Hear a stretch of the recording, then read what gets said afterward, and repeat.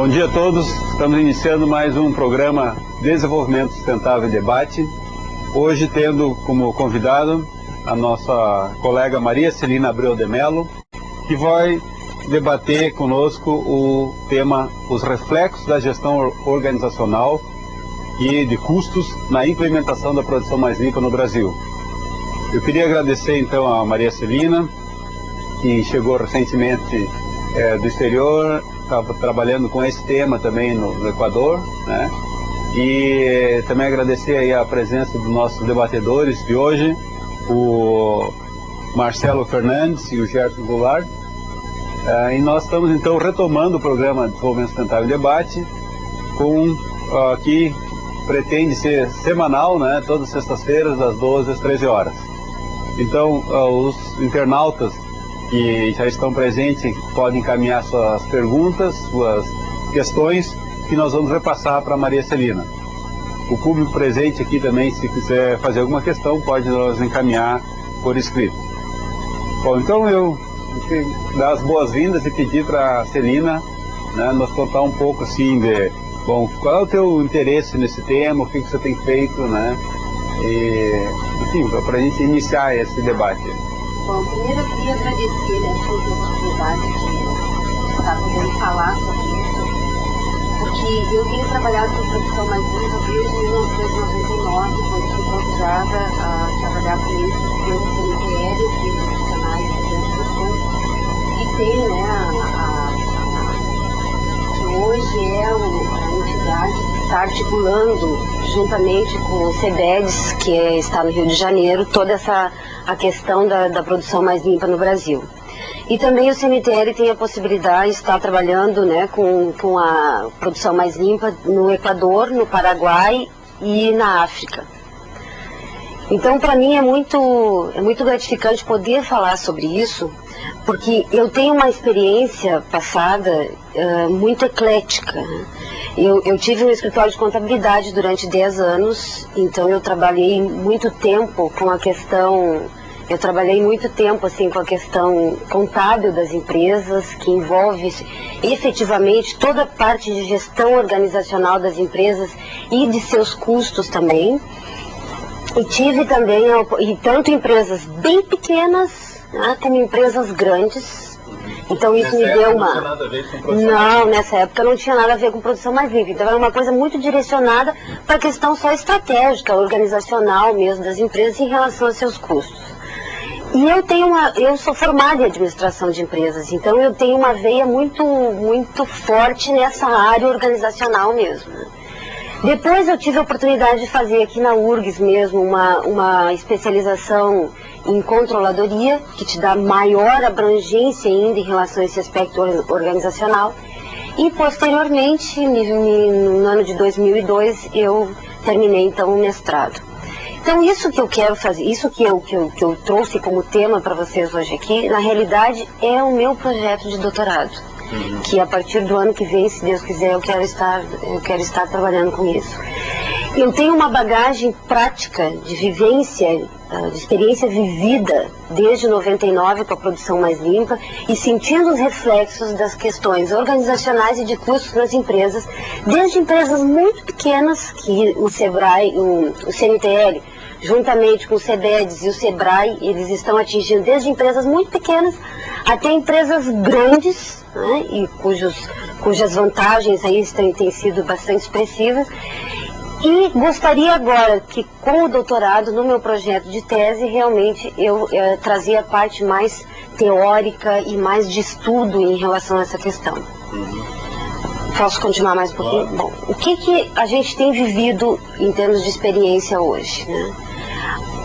A produção mais limpa, se ela não atacar essa frente, duas frentes em especial, as questões organizacionais e de custos das empresas, ou seja, se nós não entrarmos antes dentro das empresas arrumando isso, nós não vamos conseguir desenvolver a produção mais limpa dentro das empresas, porque as nossas empresas não estão preparadas para enfrentar isso, para enfrentar todo um trabalho de medição e de organização que a produção mais limpa exige. Né? E a segunda questão fundamental, que no meu projeto de tese isso vai ser abordado também, é a questão comportamental.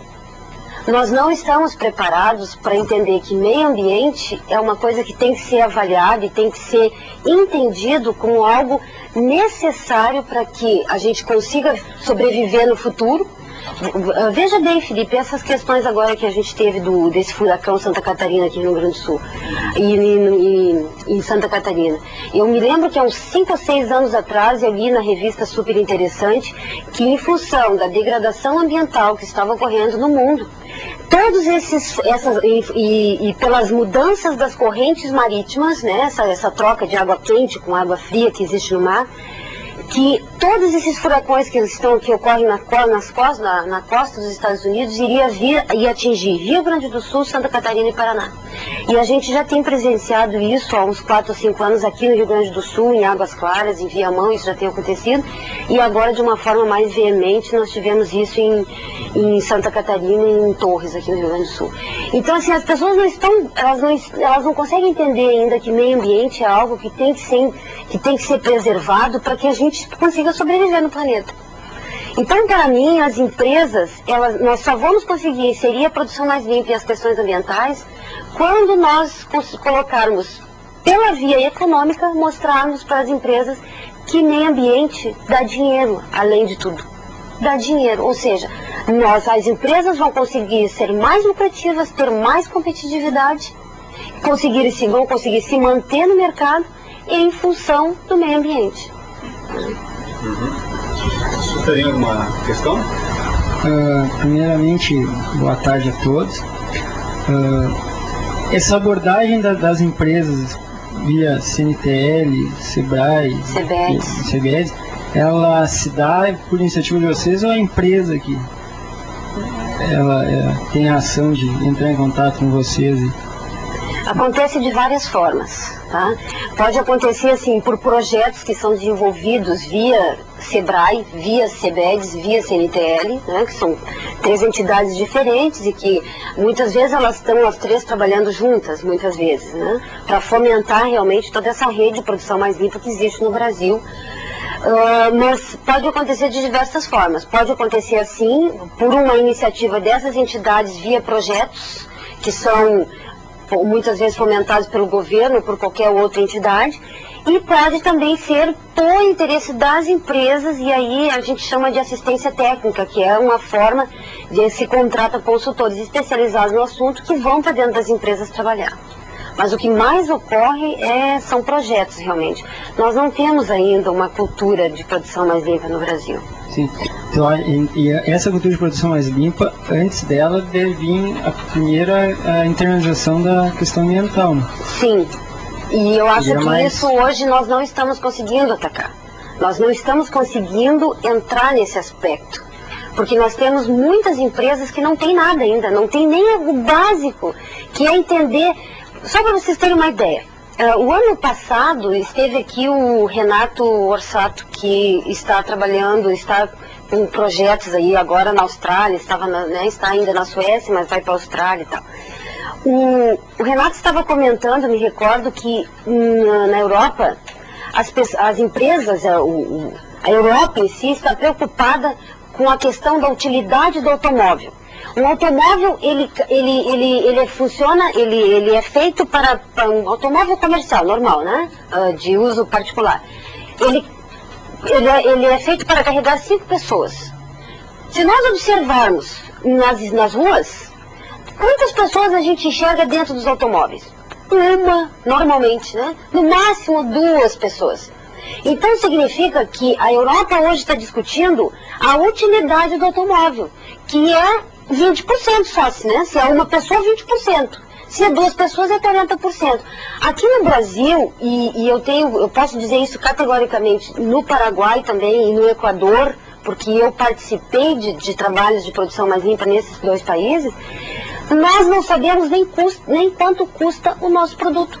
As empresas não sabem quanto custa o seu produto. Elas não sabem, na realidade, quanto que efetivamente é a margem de contribuição que cada produto dá para o total para a empresa. Elas não sabem disso. Então, como é que nós vamos falar de meio ambiente, de utilidade, se nós não sabemos nem quanto é o nosso lucro? E aí tem uma outra questão importante. Nós vamos ficar utopicamente falando, mas as empresas têm que pensar no meio ambiente. E as empresas não têm que sobreviver? O empresário vai viver, quanto tempo ele consegue trabalhar ou existir se ele não tiver lucro? Quanto tempo ele vai conseguir pagar seus empregados, etc.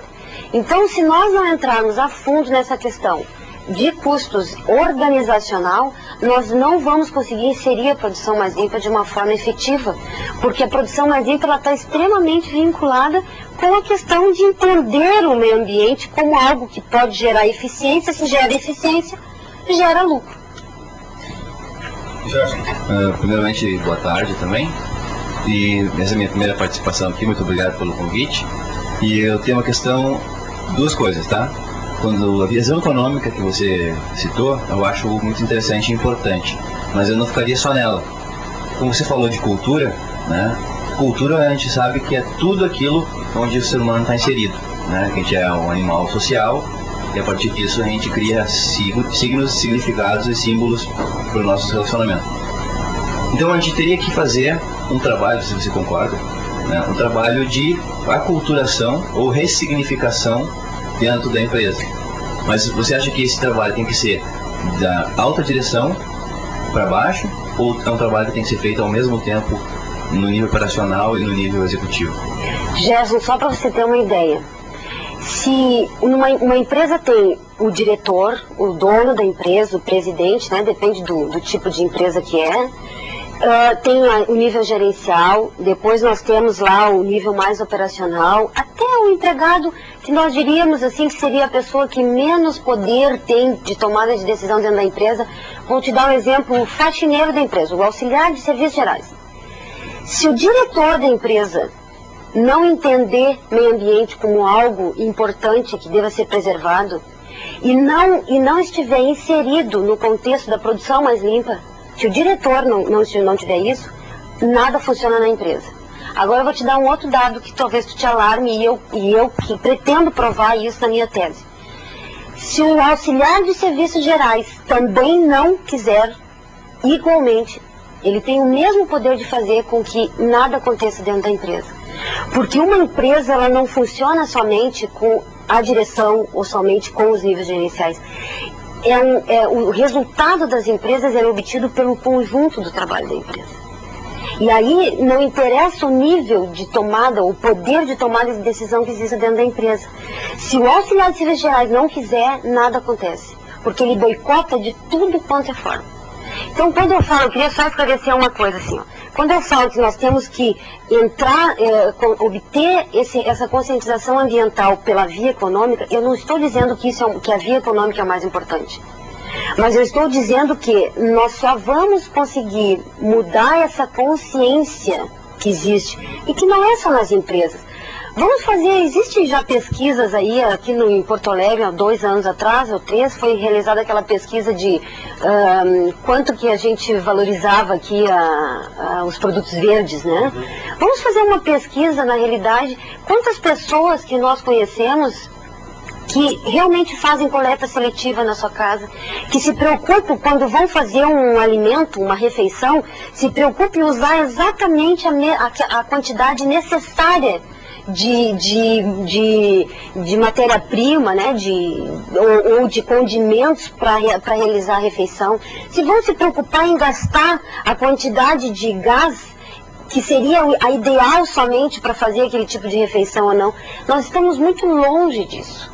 Então, eu tenho uma convicção que eu não posso dizer isso assim, eu não posso comprovar isso, porque eu cientificamente não fiz a minha pesquisa ainda, mas pretendo fazer, que é justamente isso. Eu quero provar que essa consciência nós ainda não temos. Isso nós só vamos conseguir essa consciência quando nós mostrarmos para as pessoas que isso afeta no bolso as empresas, a nós como pessoas físicas mesmo. Veja a situação do apagão, né? Todo mundo se preocupou, principalmente as pessoas físicas, se preocuparem em reduzir o seu consumo, porque tinha lá um abatimento na sua conta de energia. É diferente do que a gente sabe das empresas, né? Mas para a pessoa física é isso. Nós só vamos conseguir perceber que isso é algo que tem que ser realmente cuidado, né? Quando nós sentirmos isso no bolso ou nós sentirmos isso na nossa carne, como as questões, por exemplo, de saúde. Em Cubatão, hoje, várias pessoas ainda sofrem os reflexos do problema da poluição que foi em Cubatão, né? Hoje, Cubatão é diferente. E muitas pessoas talvez tenham uma consciência que no tempo anterior não teriam. Porque isso não refletia no seu organismo, não refletia em si próprio. Então, por isso, eu não estou dizendo que eu acho que tem que ser a via econômica melhor, né? Eu só acho que nós vamos conseguir, pela via econômica, trazer essa conscientização. E não é só no Brasil, né? É no geral. Eu já tenho uma pergunta aqui de um dos nossos internautas, o Fernando Ben. Ele pergunta como implantar uma consciência ambiental em pequenas empresas ou empresas onde os recursos financeiros são escassos. Esse é um outro problema que a gente tem também. Ainda bem que o Fernando é do bem, não é do mal, né? Esse é outro problema que a gente tem também. Porque para nós conseguirmos fazer produção mais limpa, e aí eu estou me referindo muito a países em desenvolvimento, que é o nosso caso aqui, Brasil, que é o caso do Equador, que é o caso do Paraguai. Na realidade, nós teríamos que ter um tripé, né? A produção mais limpa é um tripé, onde numa ponta, né, desse triângulo de 3 lados iguais, vamos dizer assim, nós teríamos um equilátero aí de 3 lados iguais, nós teríamos as empresas com a sua disposição em ser ecoeficientes, né, em melhorarem e por isso mesmo obterem mais lucros e melhorarem o meio ambiente, né, preservarem o meio ambiente, ter realmente essa posição de se desenvolver de forma sustentável. A outra ponta seriam instituições como o CBEDS, o CNL, o SEBRAE, que fomentariam todas essas atividades que pudessem, né, agregar essas questões ambientais às empresas. Aqui também nós teríamos as universidades desenvolvendo pesquisa para aquilo que os países não têm. Uma das grandes dificuldades, para vocês terem ideia, no Equador, era o entendimento de se tinha formas de fazer os processos diferentes lá no Equador. Se existia isso, alguma forma diferente de desenvolver, por exemplo, o Marcelo que está fazendo a sua dissertação em frigoríficos, né? Então eles estavam lá com uma grande preocupação, porque eles não sabiam se existia alguma forma diferente de tratar os ruminários, essa parte de chifres do boi, etc. E também o problema do sangue do boi, porque hoje isso para eles, sabe para onde vai? E não é tratado. Aqui no Brasil nós já tratamos e já trabalhamos com isso, porque hoje tudo é reaproveitado aqui no Brasil. Então eles têm a maior dificuldade de entender se existe ou de saber se existe outros processos. E se nós poderíamos desenvolver outras tecnologias. Aqui no Brasil a gente já está desenvolvendo isso com muitas universidades. A Universidade Federal aqui é uma, a PUC, a própria UBRA lá em Canoas, já estão desenvolvendo, por meio de pesquisas aí de dissertação e de tese de doutorado, desenvolvendo novas tecnologias. Então, nós teríamos essa outra ponta aqui, seriam essas instituições e mais as universidades também, fomentando novas tecnologias. E a outra ponta qual seria? O governo, as instituições fomentando investimentos para as empresas. Isso nós não temos bem articulado. Não temos aqui no Brasil e com certeza desses outros 2 países, que é o que eu posso falar com propriedade, também não. E no vértice do governo também teria, além dessa parte de financiamento, de políticas, de repente, através de bancos oficiais, como o BNDES, né, também teria a parte da legislação, né? Com certeza. Esse, por exemplo, do sangue que falou que no Equador é permitido, aqui até não se faz por não ser permitido. Então tem essa outra atuação do governo via legisladores. Exatamente. E quem é que vai influenciar a legislação? Quem vai influenciar a legislação vão ser todos os trabalhos realizados dentro das empresas, essas instituições aqui que vão fomentar a produção mais limpa e todas as atividades voltadas, né, para a questão ambiental, para melhor utilização dos recursos naturais, junto ao governo. Isso é um outro problema que a gente tem também, não sei se dá para eu falar sobre isso. Mas eu também tenho mais algumas perguntas aqui. Tá, só quero comentar sobre isso aí. A gente tem uma dificuldade muito grande, que é justamente mudar parâmetro. Então, eu me recordo que há um tempo atrás eu estava desenvolvendo um trabalho eu estava fazendo um curso num setor específico de atividade, e esse sindicato, vamos dizer assim, essa associação de pessoas dessa atividade, esse ramo de atividade, pegou e disse, olha, vamos desenvolver uma pesquisa para ver como é que estão os nossos parâmetros. De não sei tantas empresas que estavam inseridas nessa associação, somente uma empresa respondeu espontaneamente o questionário. Além dessa, mais outras 2 responderam porque a pessoa foi até essas empresas. Nós temos uma dificuldade muito grande com essas mudanças também de padrão em termos de legislação, porque muitas vezes quando você baixa, por exemplo, uma DBO que é gerada num efluente X, se a empresa por A ou por B algum dia não atinge mais aquele DBO, ultrapassa, por exemplo, ela pode ser penalizada. Então existe uma certa resistência dos empresários em relação a isso também. Vamos lá. Mas eu queria te perguntar uma questão assim de que, bom, enquanto a gente não tem essas condições aí, essa articulação dos 3 vértices do triângulo que você falou, ainda mesmo assim fica uma questão, porque se é uma coisa que dá lucro, né, que se está dizendo a gente consegue reduzir custos, por que as empresas, seja ela do tamanho que for, não estão investindo mais em produção mais limpa? É um problema de, educação ambiental, uma série de medidas exigem, né, mudança, exigem investimento, exigem mais tempo. Agora, a redução de custos, isso é uma coisa que interessa para a empresa, né? Independente dela acreditar na questão, está preocupada com o meio ambiente ou não. Onde é que está o entrave para que as empresas investam mais e reduzam os seus custos? Eu acho que está na questão comportamental. Eu acho que está aí na questão comportamental. Uma na questão comportamental e a outra, eu acho que ainda a gente aceita, principalmente as empresas que já desenvolvem hoje, já estão mais organizadas hoje, já trabalham com algum aspecto aí de eficiência. Eu acho que essas empresas, elas... Qual é o único prêmio, Felipe, que essas empresas teriam com isso? Por exemplo, a ISO 14000, qual é o prêmio que a ISO 14000 dá? Quando um selo para... Um selo, e isso pode ter... E isso também pode projetar a empresa em termos internacionais. O que a produção mais limpa dá? É um ganho interno.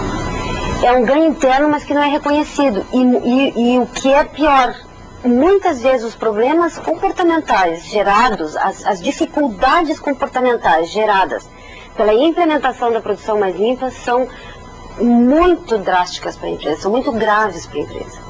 Porque eu sempre falo assim, eu uso um exemplo que é muito peculiar. Quantos de nós têm filhos, né?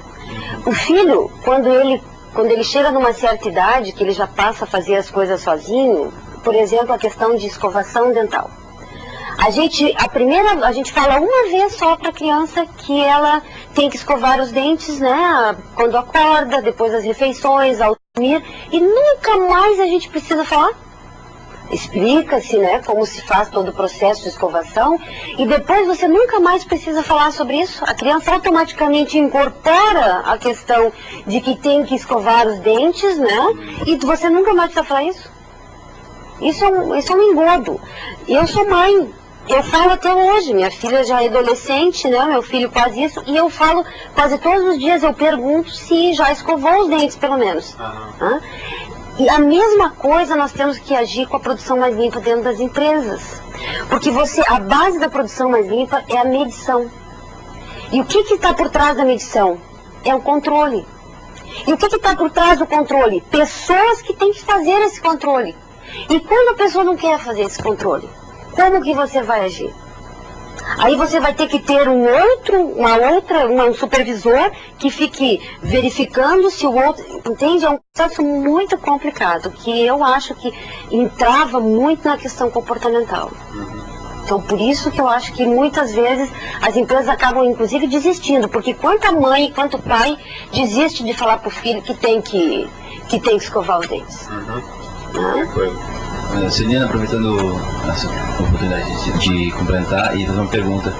Um dos meus interesses é trabalhar com endomarketing em empresas que estão implementando gestão ambiental ou produção mais limpa, né? Você acha isso interessante? Muito. Pode comentar para mim, para ver se eu junto alguma coisa? Eu acho muito importante, porque nós tínhamos assim, nós tínhamos que fazer um cerco em tudo aquilo que é problema realmente. Isso é um problema. Se você consegue fazer, porque muitas vezes, aqui nós esbarramos num outro aspecto também que eu acho que tem que ser, que é relevante.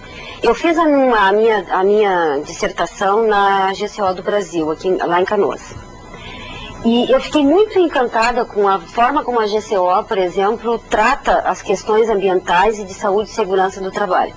Ah, Celina, tu está dizendo que a GCO é perfeita. Não, a gente sabe que todas as empresas têm seus entraves, as suas dificuldades.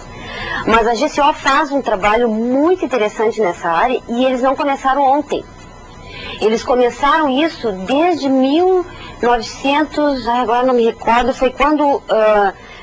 um pouquinho antes de entrar a administração da americana, e com a administração americana isso foi reforçado mais ainda.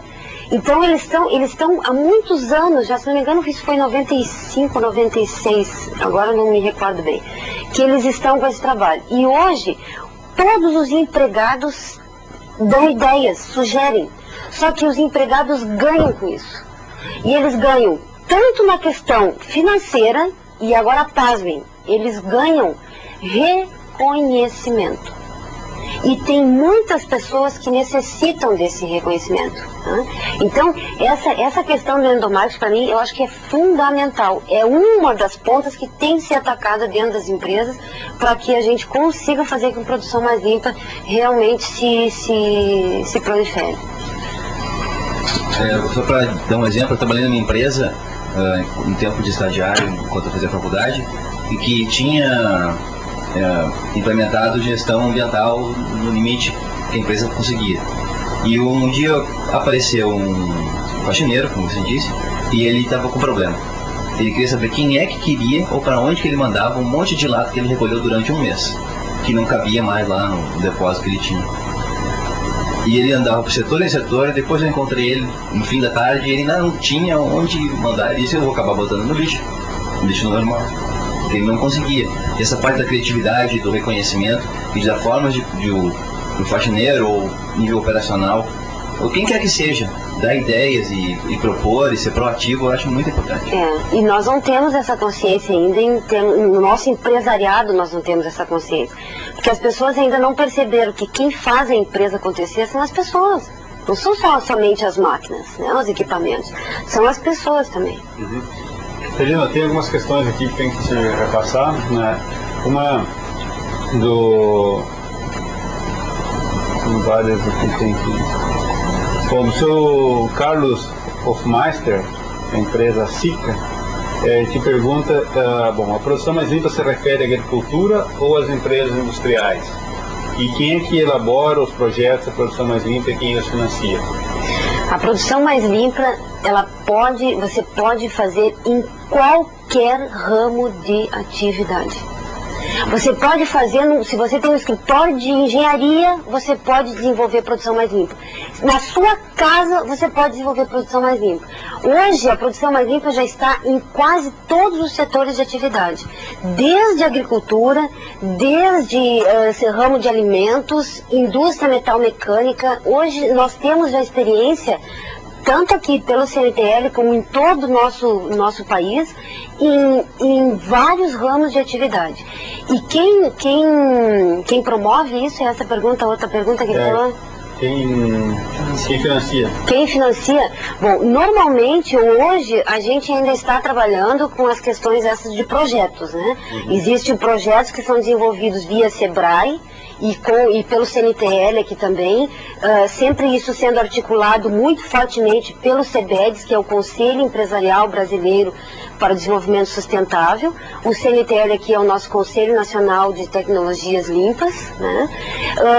Normalmente por projetos, e aí são selecionadas empresas para desenvolver para que seja desenvolvida a produção mais limpa. Agora, as empresas que quiserem, elas podem entrar em contato com o SEBRAE, por exemplo, daqui do Rio Grande do Sul, ou qualquer estado, porque nós já temos núcleos de produção mais limpa desenvolvidos em 17 estados brasileiros, 17 ou 19, não me recordo agora. Então, praticamente todos os estados já abrangeram a produção mais limpa. Então, essas pessoas podem entrar em contato e tentar desenvolver. Sempre tem principalmente o SEBRAE tem SEBRAE Tech, tem essas linhas de projeto que pode ser...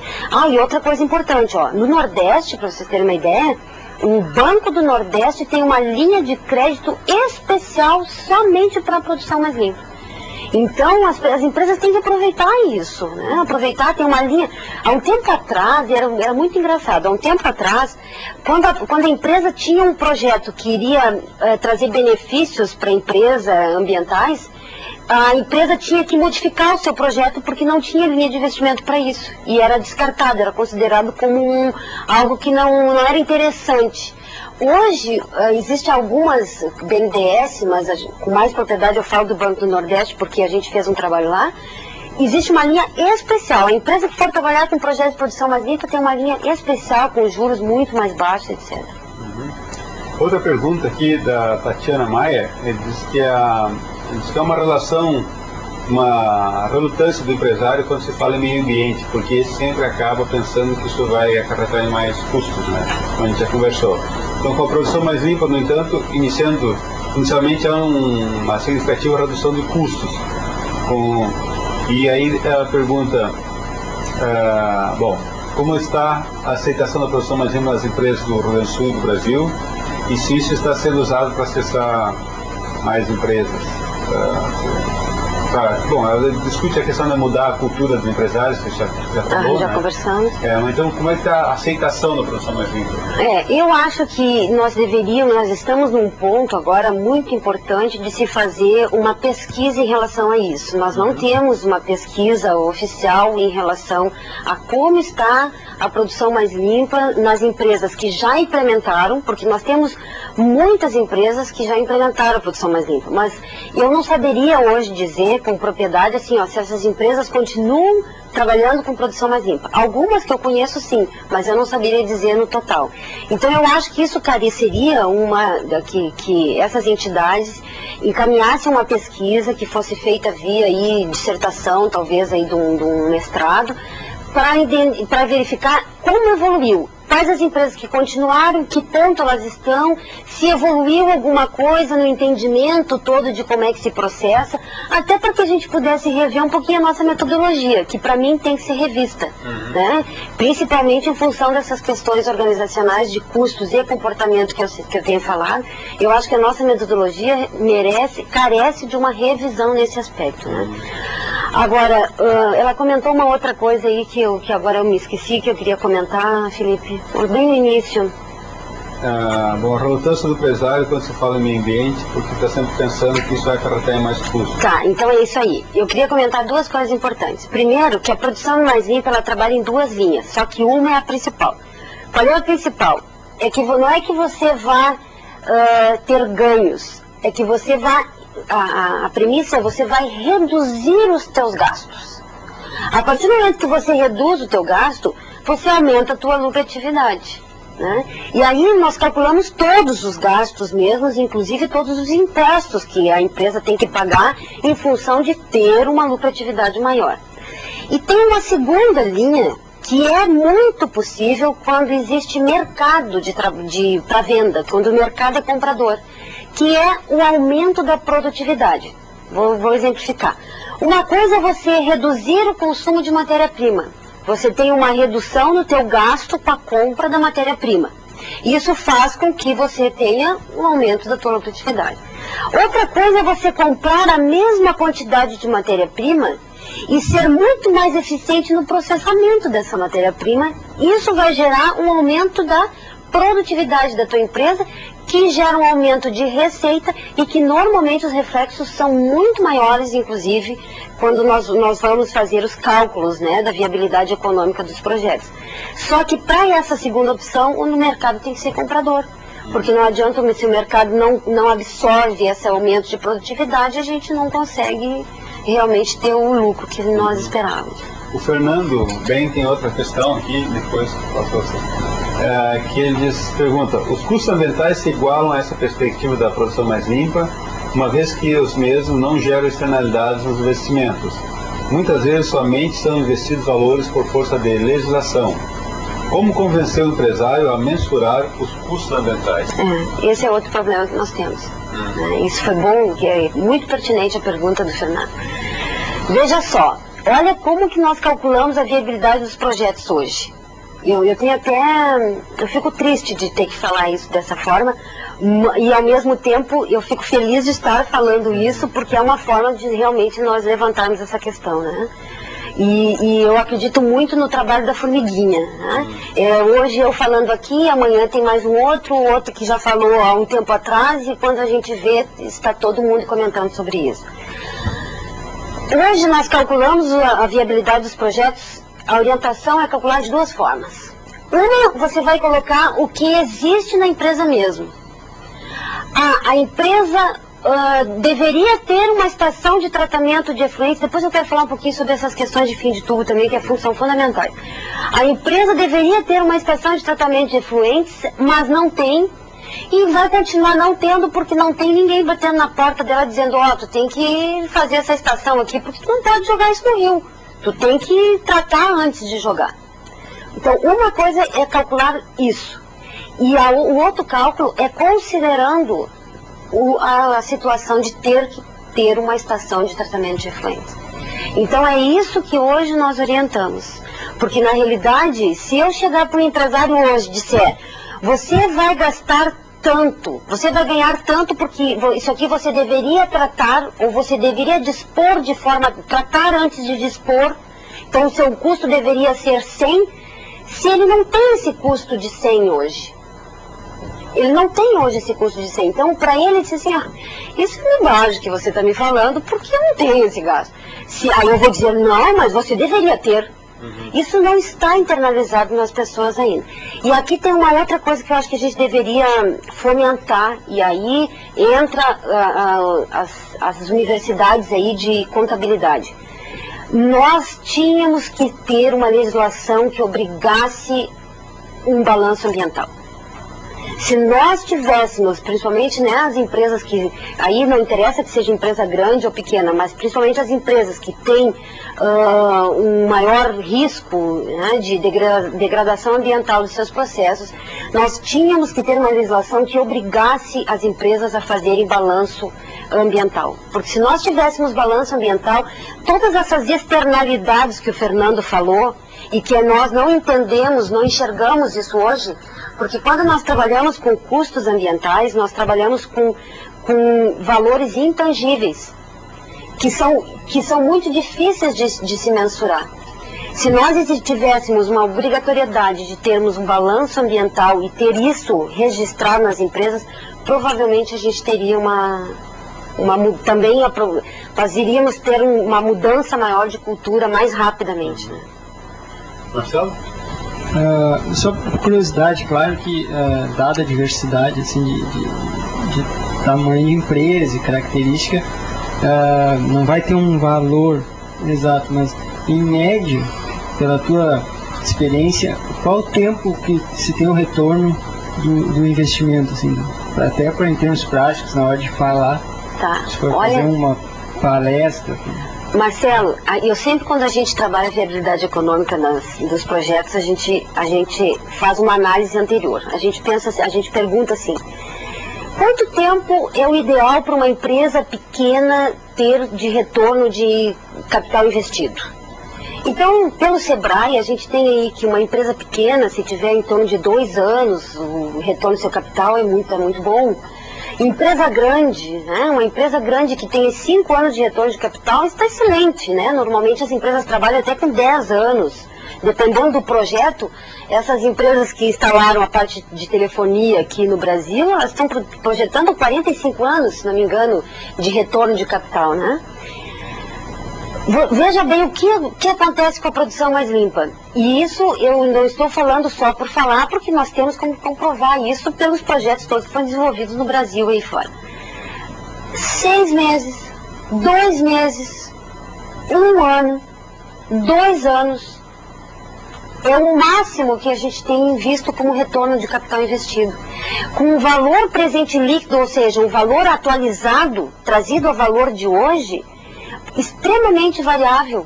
Mas tem empresas, para vocês terem uma ideia, agora no Equador a gente fez uma simulação do caso de uma empresa, em dólares, 1.099.000 dólares a valor de hoje é o que a empresa estaria ganhando num projeto de 10 anos. 1 milhão de dólares. Sabe qual era o investimento dela? 110 mil dólares. Era uma máquina que ela iria investir e ela deixaria de gastar 30%. Ela deixaria de gerar um resíduo que seria aproveitado na empresa, 30% de um resíduo. Vocês imaginam isso? Isso é uma coisa impressionante das empresas, que quando elas começam a perceber e começam efetivamente a olhar para dentro dos seus processos e ver o que está acontecendo, elas se apavoram. Tinha no Equador, tinha um empresário dentro da sala de aula. Ele estava fascinado, ele estava simplesmente fascinado e já estava revertendo para os seus empregados todos os benefícios que já estava atingindo com a produção mais limpa. Então nós temos 2 meses, 6 meses, existem alguns, para vocês terem uma ideia, alguns investimentos em produção mais limpa que estão representados por um telefonema para o fornecedor. Um telefonema para o fornecedor. Quer dizer, isso é uma coisa que é gritante quando a gente entra dentro da empresa e percebe. Eu sempre tenho uma coisa que eu comento com as pessoas, que é com os alunos, né, quando a gente está trabalhando com produção mais limpa, que é, nós temos que ser como urubus. Nós temos que ser como urubus, porque o urubu, ele vai aonde? Ele vai só onde não presta, né? Nos lugares onde não presta, né? Ele vai na carniça, ele vai na...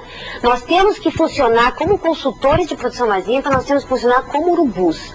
Nós temos que ficar pairando por cima da empresa e olhando tudo que é porcaria que tem dentro da empresa. Por isso que é o grande problema da produção mais limpa hoje, porque a gente vai na ferida do cara. A gente vai lá onde está, né, onde aperta o calo mesmo, de todos, independente se é o diretor ou se é o auxiliar de serviços gerais. Como eu falo, né? Eu falo muito, Mas deixa eu te perguntar outra coisa. Tem um aspecto psicológico também, eu acho que quando uma empresa aumenta em 10% as vendas, né, ela tem um aumento de 10%, parece que é muito mais significativo que ela reduzir 20% do seu custo de produção. Isso é realmente. Mesmo que você compare valores, não, isso não é a mesma coisa, mas se você comparar, ela ganhou 10 ou ela deixou de gastar 15, parece que ganhar 10 é mais importante. Né? Tem mostrar esses dados, assim, parece que também falta muito, a gente tem dificuldade de convencer os empresários ou quem decide na empresa, né, de que, bom, reduzir custos é uma coisa importante, depende só de ti e tal, né? Tem 2 aspectos aí que eu queria comentar naquela pergunta do Marcelo e que acabei esquecendo. Nas empresas pequenas, eu gosto muito de trabalhar com percentual, porque nas empresas pequenas, se você trabalha 5, 10 projetos lá de produção mais limpa e que cada um te dá um retorno de R$500, para essa empresa pequena, se for 10 projetos, é 5 mil. 5 mil pode representar para ela 1% de aumento na lucratividade. Isso é pouco? Isso pode ser muito para uma empresa pequena. E para uma empresa grande, 1% também no aumento da sua lucratividade pode ser milhões. Nós temos exemplos de projetos desenvolvidos no norte, para vocês terem uma ideia, no nordeste, que uma empresa teve 1 milhão de retorno. 1 milhão.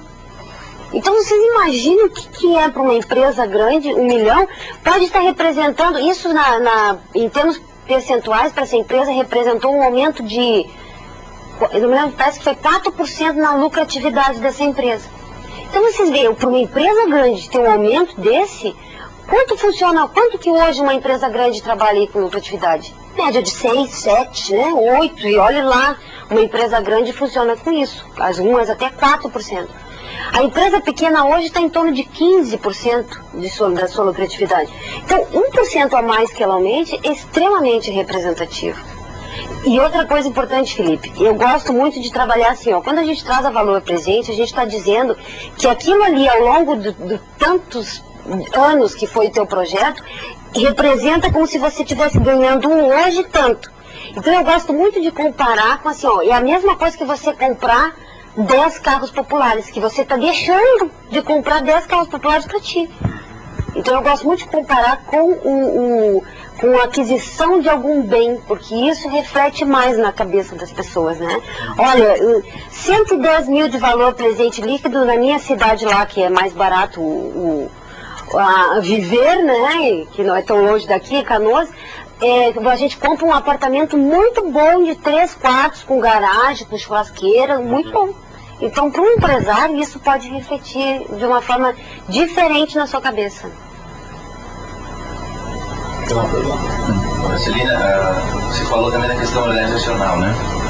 E da eficiência. O professor Flávio deu aula no mestrado e ele falou sobre questões que a gente apertou bastante ele, sobre legitimidade e Weber, que a gente tinha ficado.